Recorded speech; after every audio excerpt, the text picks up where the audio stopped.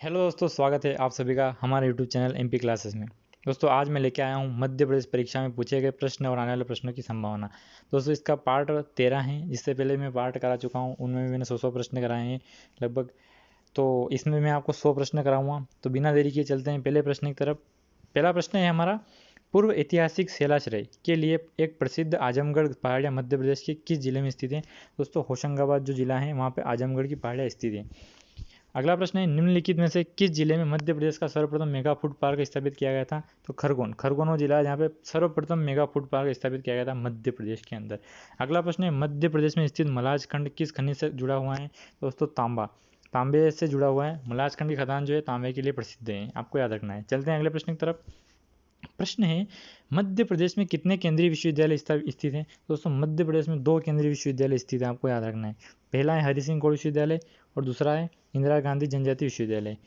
दोनों इंपॉर्टेंट है, नाम याद रखना है आपको। चलते हैं अगले प्रश्न की तरफ। प्रश्न है, राखी की चुनौती किसकी रचना है। तो सुभद्रा कुमारी चौहान, इनकी रचना है राखी की चुनौती। अगला प्रश्न है, सिहोनिया मध्य प्रदेश के किस जिले में स्थित है। तो मुरैना जिले में स्थित है सिहोनिया। यहाँ कंकण मठ का मंदिर भी स्थित है मुरैना में, ये भी आपको याद रखना है। चलते हैं अगले प्रश्न की तरफ। प्रश्न है, सचिन तेंदुलकर जिन्हें क्रिकेट का भगवान भी कहा जाता है ने प्रथम एक दिवसीय अंतर्राष्ट्रीय दोहरा शतक ओडीआई में वनडे में दोहरा शतक मध्य प्रदेश पर किस मैदान में मारा था। तो कप्तान रूप सिंह स्टेडियम जो है वहाँ पे इन्होंने लगाया था दोहरा शतक, वो सन 2010 में लगाया था, आपको याद रखना है। इंपॉर्टेंट प्रश्न है। अगला प्रश्न है, भगोरिया उत्सव निम्न में से किस क्षेत्र में आयोजित किया जाता है। तो झाबुआ जिले में भगोरिया उत्सव आयोजित किया जाता है। अगला प्रश्न है, मध्य प्रदेश के किस हिस्से में दुनिया का सबसे पुराने पौधे की जीवाश्म पाए गए हैं। तो दोस्तों चित्रकूट जो जिला है वहाँ पे सबसे पुराने पौधे के जीवाश्म पाए गए हैं। चलते हैं अगले प्रश्न की तरफ। प्रश्न है, पारसी क्लब की स्थापना से किस खेल की परंपरा प्रारंभ हुई। दोस्तों पारसी क्लब की स्थापना से क्रिकेट जो खेल है इसकी परंपरा प्रारंभ हो चुकी थी। अगला प्रश्न है, खजुराहो मंदिर से चोरी हुई उस प्रतिमा का क्या नाम था जिसे कनाडा के प्रधानमंत्री ने भारत के प्रधानमंत्री नरेंद्र मोदी जी को सौंपा है। तो दोस्तों पैरेट लेडी जो है, इस प्रतिमा का नाम यह है पैरेट लेडी, आपको याद रखना है। अगला प्रश्न है, मध्य प्रदेश का सबसे पुराना संगीत महाविद्यालय माधव संगीत महाविद्यालय कहाँ स्थित है। तो ये ग्वालियर में स्थित है।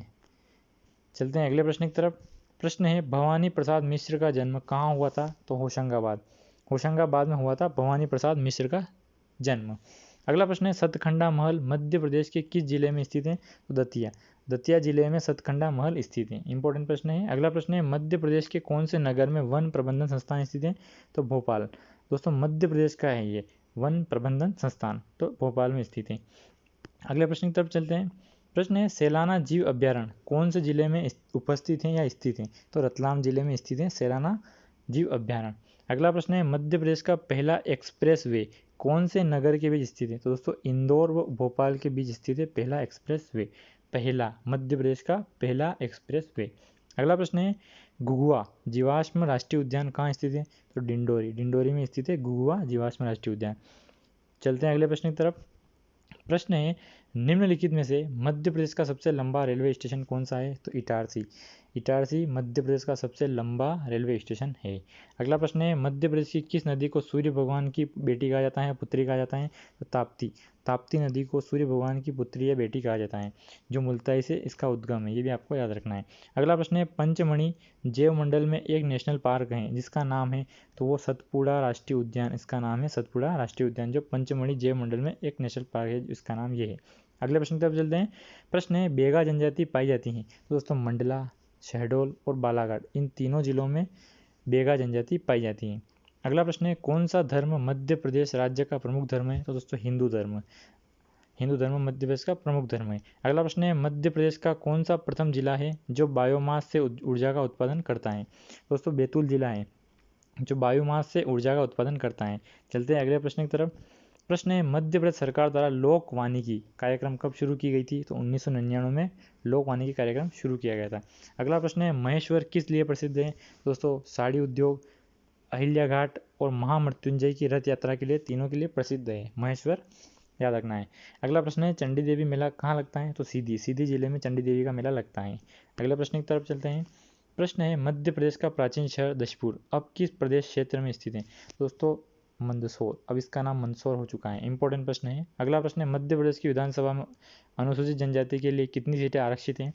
तो 47 सीटें आरक्षित हैं अनुसूचित जनजाति के लिए। अगला प्रश्न है निम्नलिखित महीने मध्य प्रदेश की दूसरी गर्मी के रूप में जाने जाते हैं। दोस्तों सितंबर और अक्टूबर इन महीनों को दूसरी गर्मी, मध्य प्रदेश की दूसरी गर्मी के रूप में जाने जाते हैं।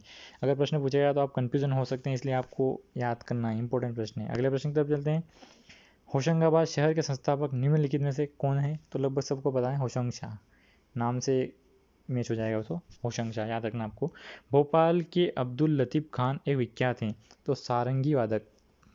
अगला प्रश्न है निम्न में से कौन सा वन मध्य प्रदेश में सबसे अधिक पाया जाता है? दोस्तों उष्ण कटिबंधीय शुष्क पर्णपाती वन जो है ये मध्य प्रदेश में सर्वाधिक पाए जाते हैं। चलते हैं अगले प्रश्न की तरफ। प्रश्न है निम्नलिखित में से कौन सी महिला लोक माता के नाम से प्रसिद्ध हैं? तो अहिल्याबाई होलकर, जिन्हें लोक माता के नाम से भी जाना जाता है, इनका उपनाम है, याद रखना आपको। अगला प्रश्न है मध्य प्रदेश का सुरमा उत्पादक जिला है? तो दोस्तों जबलपुर को सुरमा जिला भी कहा जाता है, और याद रखना आपको सुरमा उत्पादक जिला जबलपुर है। अगला प्रश्न है मध्य प्रदेश की संगीत राजधानी किस शहर को बोला जाता है या कहा जाता है? तो मेहर, जो सतना में स्थित है, सतना के स्थित मेहर को संगीत राजधानी कहा जाता है। चलते हैं अगले प्रश्न की तरफ। प्रश्न है गिन्नौरगढ़ का किला किस नगर के पास स्थित है? तो भोपाल जिले के पास स्थित है गिन्नौरगढ़ का किला। अगला प्रश्न है हो और मुंडा जनजातियों में युवाओं के घरों को कहा जाता है? तो गीती ओरा कहा जाता है हो और मुंडा जनजाति के युवाओं के घरों को। अगला प्रश्न है नर्मदा बचाओ अभियान निम्न के साथ जुड़ा हुआ है? तो मेधा पाटेकर जो है इनके साथ जुड़ा हुआ है नर्मदा बचाओ अभियान। चलते हैं, इंपॉर्टेंट प्रश्न है, परीक्षा में बार बार पूछा जाता है। चलते हैं अगले प्रश्न की तरफ। प्रश्न है ग्वालियर का पुराना नाम है? दोस्तों बहुत कम लोगों को पता होगा, गोपगिरी, याद रखना आपको, गोपगिरी जो है ग्वालियर का पुराना नाम है। अगला प्रश्न है पेशवा बाजीराव द्वितीय का जन्म किस किले में हुआ था? तो ये इसका उत्तर है धार का जो किला है उसमें पेशवा बाजीराव द्वितीय का जन्म हुआ था। इंपॉर्टेंट प्रश्न है, ये भी आपको याद रखना। अगला प्रश्न है विक्रम अवार्ड दिया जाता है? तो राज्य के वरिष्ठ खिलाड़ी को दिया जाता है विक्रम अवार्ड। चलते हैं अगले प्रश्न की तरफ। प्रश्न है बालाघाट नगर किस नदी पर स्थित है? तो वैनगंगा नदी पर बालाघाट नगर स्थित है। जैसे मंदसौर शिवना नदी, उज्जैन शिप्रा नदी, और इंदौर किस नदी, ऐसे जो भी नगर है ना वो आपको याद करना है कौन कौन से नगर किस नदी किनारे स्थित है। हो सकता है मैं एक वीडियो लाऊंगा इसमें आपको सारे शहर बता दूंगा, रीवा किस नदी किनारे स्थित हैं। चलते हैं अगले प्रश्न की तरफ। प्रश्न है मध्य प्रदेश राज्य जैव विविधता बोर्ड निम्न में से कौन से नगर में स्थित है? तो भोपाल नगर में स्थित है। अगला प्रश्न है मध्य प्रदेश का कपास अनुसंधान केंद्र स्थित है? तो खंडवा जिले में स्थित है कपास अनुसंधान केंद्र। अगले प्रश्न की तरफ चलते हैं। प्रश्न है लहंगी नृत्य कौन से आदिवासी द्वारा किया जाता है? तो सहरिया आदिवासी द्वारा किया जाता है लहंगी नृत्य। अगला प्रश्न है मध्य प्रदेश में अधिकतम वर्षा कहाँ होती है? तो पंचमढ़ी में अधिकतम वर्षा होती है। औसत वर्षा भी आपको याद रखनी है 112.5 या फिर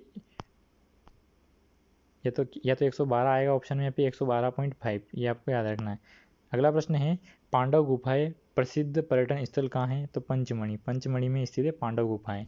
अगला प्रश्न है संगमरमर किस जिले में पाया जाता है? तो जबलपुर जिले में संगमरमर पाया जाता है। अगला प्रश्न है मध्य प्रदेश की प्रथम महिला मुख्यमंत्री कौन थी? तो उमा भारती प्रथम महिला मुख्यमंत्री थी। इंपॉर्टेंट प्रश्न है, याद रखना आपको। अगला प्रश्न है मध्य प्रदेश की आधिकारिक भाषा है? तो हिंदी मध्य प्रदेश की आधिकारिक भाषा है। अगले प्रश्न की तरफ चलते हैं। प्रश्न है मध्य प्रदेश में सबसे महत्वपूर्ण नदी द्वीप हैं? दोस्तों नदी द्वीप जो है ओमकारेश्वर जो है ये महत्वपूर्ण नदी द्वीप है। अगला प्रश्न है भोपाल में हिंदी ग्रंथ अकादमी की स्थापना कब की गई थी? तो दोस्तों 1969 में की गई थी, 1969 में भोपाल में हिंदी ग्रंथ अकादमी की स्थापना। अगला प्रश्न है मध्य प्रदेश की सबसे बड़ी नदी है? तो नर्मदा नदी मध्य प्रदेश की सबसे बड़ी नदी है। 13-12 टोटल लंबाई है, और मध्य प्रदेश में 1077 इसकी लंबाई है, याद रखना आपको। चलते अगले प्रश्न की तरफ। प्रश्न है बांध जो भोपाल में स्थित और कालिया स्रोत नदी का पानी नियंत्रित करने में सहायक है? तो भदभदा बांध। इंपॉर्टेंट प्रश्न है, जो कहाँ स्थित है? तो भोपाल में स्थित है, ये भी आपको याद रखना है। अगला प्रश्न है आप धुआंधार देख रहे हैं और संगमरमर की चट्टानों का दौरा करने की योजना बना रहे हैं, आप कहाँ स्थित हैं? तो दोस्तों आप भेड़ाघाट में स्थित हैं। भेड़ाघाट में ही धुआंधार जलप्रपात स्थित है और संगमरमर की चट्टानें, ये इस प्रश्न मतलब आपको थोड़ा सा घुमा रहा है तो आपको याद रखना है। अगला प्रश्न है कौन सा शहर मध्य प्रदेश के वाणिज्यिक राजधानी के रूप में जाना जाता है? तो इंदौर मध्य प्रदेश की वाणिज्यिक राजधानी के रूप में जाना जाता है। इसे मध्य प्रदेश का बॉम्बे या मुंबई भी कहा जाता है, ये भी आपको याद रखना है। चलते हैं अगले प्रश्न की तरफ।